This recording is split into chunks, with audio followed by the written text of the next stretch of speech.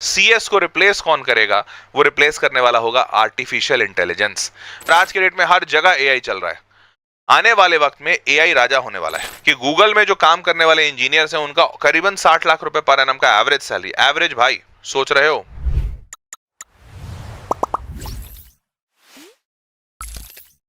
भाई नमस्कार, आदाब, सत श्री अकाल और खुशामदीद। Very very good evening to all of people. This is your master teacher Harsh Priyam, जो कि आपके सामने है लाइव और बात करने जा रहे हैं 9 ऐसे बेस्ट इंजीनियरिंग ब्रांचेस के बारे में जिन ब्रांचेस के बारे में तुम जानना चाहते हो। देखो, जेडब्ल्यू एग्जामिनेशन हो चुका है। अब जेडब्ल्यू एग्जामिनेशन होने के बाद बच्चे दो खेमे में बट गए। एक ऐसा बच्चा जिसको पता है कि उसको जेडब्ल्यू के थ्रू या जेई मेंस के थ्रू उसको अच्छे कॉलेज मिल जाएगा, या तो वो एडवांस देगा आगे चलकर, या तो वो जेडब्ल्यू मेंस के थ्रू ही कोई अच्छे एनआईटी, ट्रिपल आईटी या प्राइवेट कॉलेज में जाएगा। और दूसरे खेमे का वो बच्चा जिसको पता है कि जेडब्ल्यू से उसका कुछ ज्यादा होना नहीं है, लेकिन वो बच्चा प्राइवेट कॉलेज में जाएगा कहीं ना कहीं। और अगर वो प्राइवेट कॉलेज में जा रहा है तो प्राइवेट कॉलेज में भी ये बात की जानकारी बहुत आवश्यक हो जाती है कि आप आगे चलकर कौन सा ब्रांच लेंगे। क्योंकि अगर ब्रांच नहीं पता होगा तुमको तो जाहिर सी बात है कि फिर तुम अच्छा प्राइवेट कॉलेज खोजो या अच्छा सरकारी खोजो, चाहे जो करो, अगर ब्रांच ही नहीं पता होगा तो कॉलेज थोड़ी बताता है कि बेटा तुम्हारे हिसाब से ये वाला ब्रांच अच्छा होगा। ये तो तुमको खुद से एजुकेट होकर जाना पड़ेगा कि भैया ये वाला ब्रांच मेरे हिसाब से अच्छा होगा और मेरे को इस ब्रांच में जाना चाहिए। तो आज का ये वीडियो इसी बात पे है डिपेंडेंट कि भाई तुमको कौन सा ब्रांच लेना चाहिए। चलो शुरू करते हैं इस वीडियो को। और अगर अभी तक चैनल नहीं सब्सक्राइब किया तो कर दो भाई, क्योंकि ये चैनल पे आपके काम का बहुत सारा कंटेंट मिलेगा। देखो, ये उसी का एक नमूना है। तुम्हें ये चीज चाहिए थी और मैंने इस पे वीडियो बना दिया। चलिए शुरू करते हैं। 9 एआई और एमएल, आर्टिफिशियल इंटेलिजेंस और मशीन लर्निंग। अब देखो, इस ब्रांच को मैंने नंबर 1 पे क्यों रखा है पता है? जबकि ये बात फैक्ट है और सिद्ध है पूरे मार्केट में कि कंप्यूटर साइंस से बेहतर कोई ब्रांच नहीं, क्योंकि सबसे हाईएस्ट पैकेजेस कंप्यूटर साइंस में लगते हैं। पर फिर भी मैंने नंबर 1 पे कंप्यूटर साइंस को नहीं रखा है इस लिस्ट में है सीएस, लेकिन नंबर 1 पे नहीं है। क्यों? देखो, ध्यान से समझो, इस एक कॉन्सेप्ट को समझो। देखो, जब कोई चीज बहुत फेमस होती है, जैसे मान लेते हैं इंडिया में गोवा बहुत फेमस है, जानते हो ना सारे लोग। या चलो गोवा का एग्जांपल शायद तुम ना समझो, कोटा फेमस है, मानते हो? इंडिया में जेडब्ल्यू एस्पिरेंट्स के लिए सबके लिए क्या फेमस है? कोटा। तो हुआ क्या कि कोटा फेमस है, कोटा फेमस है, कोटा फेमस है, तो सारे के सारे कोटा भागना शुरू किए। कोटा जाना है, कोटा जाना है, कोटा जाना है, यहां से जेई निकलेगा, जेई निकलेगा। हुआ क्या कि एक शहर में इतने बच्चे आ गए, इतने बच्चे आ गए, इतने बच्चे आ गए, शहर की औकात से बाहर हो गया। फिर क्या होने लगा? शहर की स्थिति बुरी होने लगी, यहाँ के सर्विसेज खराब होने लगे, बच्चों को खाना खराब मिलने लगा, कोचिंग इंडस्ट्रीज में भीड़ बढ़ गई, सारे कोचिंग वाले पैसा लेने लगे, कोई भी रिजल्ट नहीं दिया, उसकी वजह से बच्चे के ऊपर प्रेशर बढ़ने लगा, बच्चों के सुसाइड रेट्स बढ़ गए, सब कुछ बुरा होने लगा। एंड हेंस फाइनली क्या हुआ? कोटा धब करके नीचे गिरा, कोटा धम करके नीचे गिरा। और आज के रेट में 50 से 60% बच्चे कम हो गए हैं कोटा में। ऐसा क्यों हुआ?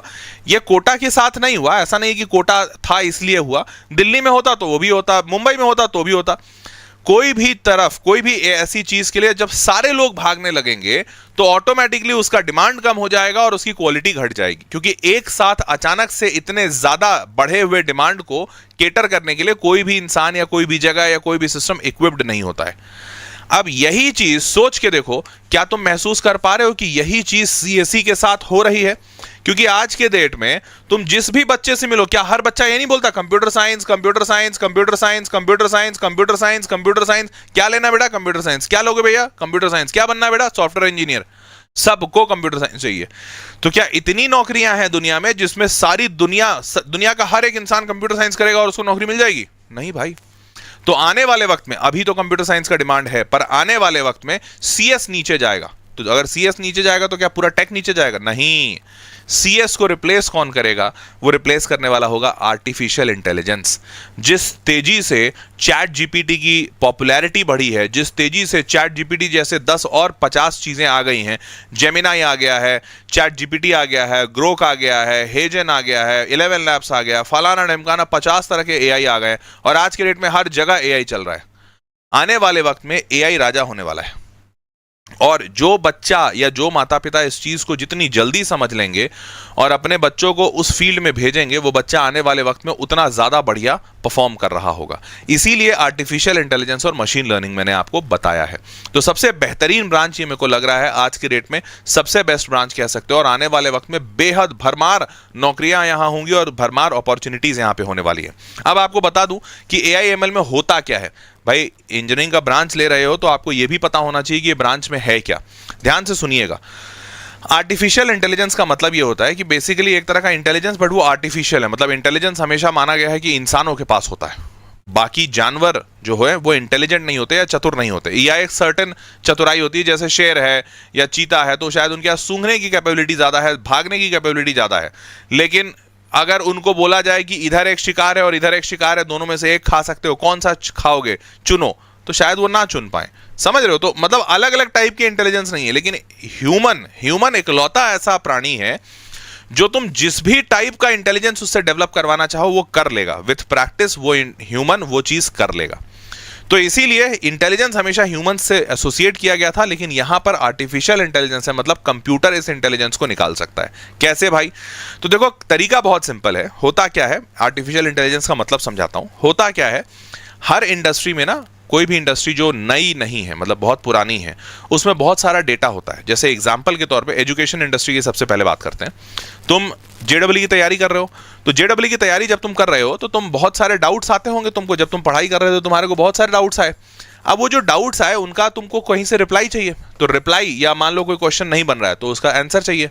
अब ये आंसर तुम कैसे निकालोगे? तो मान लेते हैं कोई ऐसा सवाल है जो जेडब्ल्यू ने पहली बार दिया है, या फिर तुम्हारे कोचिंग वालों ने पहली बार दिया है, वो किसी किताब में नहीं है, तो तुम इसके लिए मास्टर खोजोगे, सर बता दीजिए इस क्वेश्चन का आंसर। लेकिन एक बात बताओ, वो जो क्वेश्चन है वो नया इसलिए होगा ना कि वो उसमें जो लैंग्वेज है वो पहले तुमने कभी नहीं देखा, उसमें जो नंबर्स हैं वो पहले कभी नहीं देखा। ऐसा तो नहीं हुआ होगा ना कि उस क्वेश्चन में फॉर्मूला ही ऐसा लगा दिया गया है जो आज तक किसी ह्यूमन ने देखा ही नहीं। ऐसा तो नहीं हुआ होगा भाई। F = ma है तो वही लगेगा, अगर कोई क्वाड्रेटिक इक्वेशन का फॉर्मूला है तो वही लगेगा। मतलब एग्जिस्ट करता है उसका सॉल्यूशन दुनिया में कहीं, बस खोजने वाला इंसान चाहिए। मैं अगर ये खोजने का काम कंप्यूटर को दे दूं और कंप्यूटर को बोलूं कि देखो बेटा ये वाला सवाल है, क्वेश्चन है, और इसका पूरा सवाल, पूरा जवाब पूरे इंटरनेट पे जाओ, और इंटरनेट पे अलग अलग जगह। माइक चेक चेक, आवाज आ रही है सबको? माइक चेक, आवाज आ रही है? चलो भाई आवाज आ रही है, चलो बढ़िया। हाँ, तो हम कहाँ थे? तो हम यहाँ पर, हाँ लैग आया था मेरे को पता है, अभी सही है। तो हम कहाँ थे? मैं ये कह रहा था कि अगर मैं ऐसा कंप्यूटर को कहूँ, डेटा, मान लो डेटा सेट दे देता हूँ और मैं बोला कि यार ये वाला सवाल ऐसे बनाते हैं, ये क्वेश्चन ऐसे बनाते हैं, ये क्वेश्चन ऐसे बनाते हैं, ये क्वेश्चन ऐसे बनाते हैं, ऐसे करके मैंने 100 क्वेश्चन इसको दे दिए और उन 100 क्वेश्चन का सोल्यूशन दे दिया। तो ये कंप्यूटर क्या करेगा, मेरे सवाल बनाने के तरीकों को सीख लेगा कि अच्छा ये हर बार सवाल ऐसे बनाता है, अलग अलग टाइप के। और जब 100 सवाल मैं बना लूंगा तो 101वां सवाल आएगा तो ज्यादा चांसेस है कि मैं बना पाऊंगा। जैसे तुम्हारे टीचर भी रिप्लाई कैसे करते हैं, अगर तुम मेरे से सवाल पूछोगे तो मैं कोई सवाल का जवाब कैसे दूंगा, क्योंकि मैंने इतने सारे सवाल बना रखे हैं कि मेरे को एक्सपीरियंस हो गया है। तुम तो ये बात मानते हो ना कि हाँ भाई, जो टीचर जितना तजुर्बेकार होता है उससे उतने ज्यादा सवाल बन जाएंगे।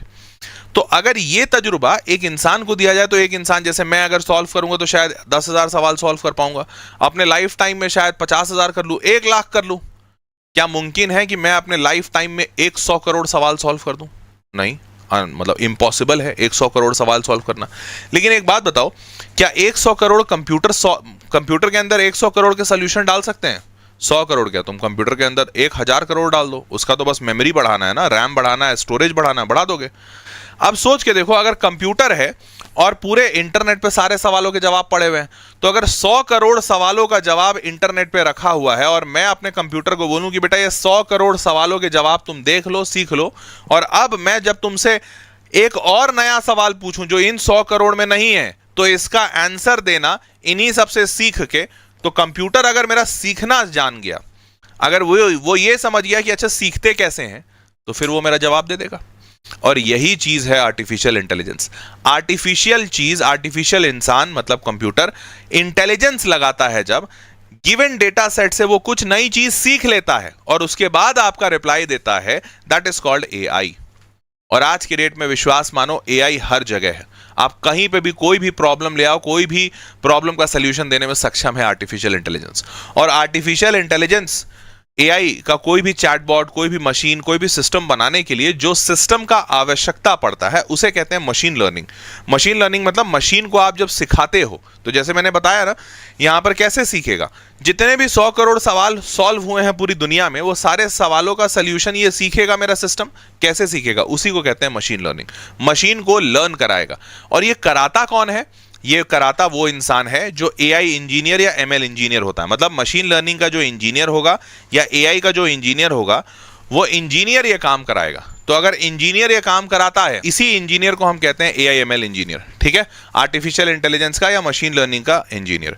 और यहीं पे बहुत सारे जॉब्स अवेलेबल हैं। ठीक है, इनफैक्ट ये सारे जॉब्स हेल्थ केयर में अवेलेबल हैं, फाइनेंस में अवेलेबल हैं, रिटेल में, ई कॉमर्स में, मैन्युफैक्चरिंग, एजुकेशन, ट्रांसपोर्टेशन, एग्रीकल्चर, हर जगह। और विश्वास मानो, ये सारे के सारे फील्ड अभी तक अनएक्सप्लोर्ड हैं। मतलब इनमें ज्यादा एक्सप्लोरेशन नहीं हुआ है। कहां कहां एक्सप्लोर हुआ है एआई, खासकर वो बता देता हूं। एजुकेशन में बहुत एक्सप्लोर हो रहा है एआई, और फाइनेंस में बहुत एक्सप्लोर हो रहा है। हेल्थ केयर में अभी बहुत कम हुआ है, रिटेल में कम हुआ है, मैन्युफैक्चरिंग में तो हुआ ही नहीं है, ट्रांसपोर्टेशन में नहीं हुआ है, एग्रीकल्चर में नहीं हुआ है, कहीं नहीं हुआ है। मतलब मैं आपको बस ये बताने चाह रहा हूं कि इन सारे फील्ड्स में अभी भी एक्सप्लोरेशन बाकी है, अभी भी एक्सप्लोरेशन बाकी है, और बहुत सारा एक्सप्लोरेशन मुमकिन है।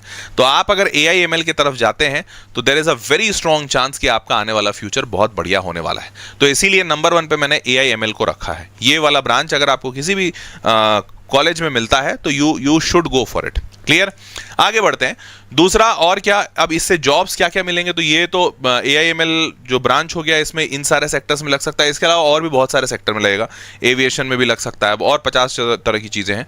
अब जॉब्स इसमें क्या क्या मिल सकता है, तो वैसे ही एआई रिसर्च का साइंटिस्ट हो सकता है कि भाई एआई को क्या क्या समझाना है, क्या क्या ट्रेन करना है, ये कोई ना कोई तो इंसान होगा ना जो बताएगा। वैसे ही डेटा साइंटिस्ट हो सकता है जो डेटा लाके उसको देता है और डेटा को पूरा एनालाइज करता है। मशीन लर्निंग का इंजीनियर होगा, रोबोटिक्स का, बिग डेटा में, और ऐसे बहुत सारे, विश्वास मानो बहुत सारे एआई के बहुत अनगिनत रोल अभी निकल रहे हैं। तो एआई और machine learning is going to be the future. Clear? आगे बढ़ते हैं, आगे बढ़ते हैं। यहां पर सैलरी पैकेजेस कैसे होते हैं, तो आप जब स्टार्ट करोगे तो AI engineer, data science engineer ऐसे ही स्टार्ट करोगे, तो उस वक्त सैलरी ज्यादा नहीं होती है, लेकिन कम भी होती है। तो कितनी होती है पता है?